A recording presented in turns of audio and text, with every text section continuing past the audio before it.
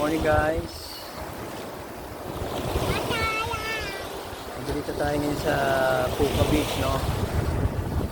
Ito yung pan-third day namin dito sa Boracay. So dito nagaya yung eldest daughter ko na ito yung last place na pupuntahan namin bago umuwi ng Manila.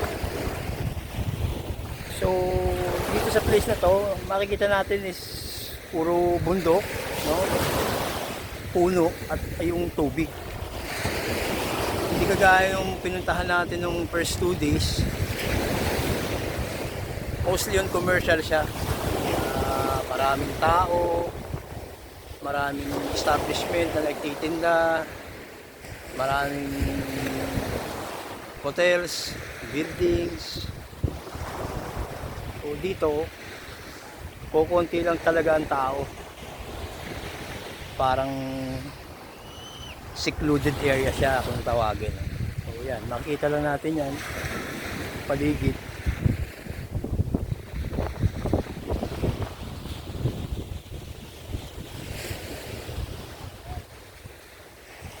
Sa place na to, ma-enjoy mo lang talaga yung beach.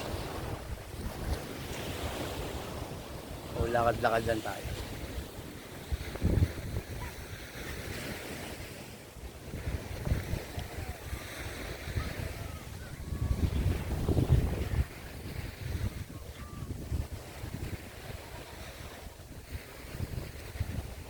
Medyo marami na rin na napupunta, no, para maligo.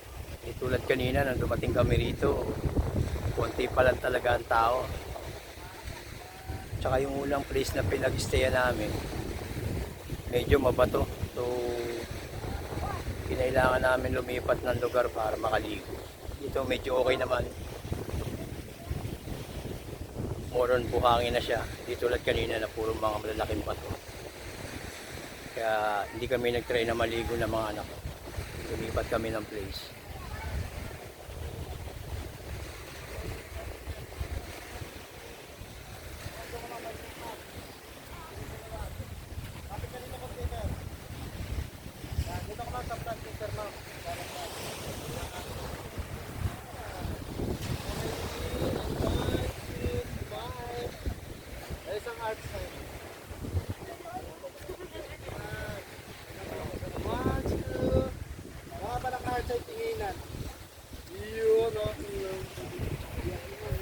Sabi na anak ko, naiyak ko pa kami.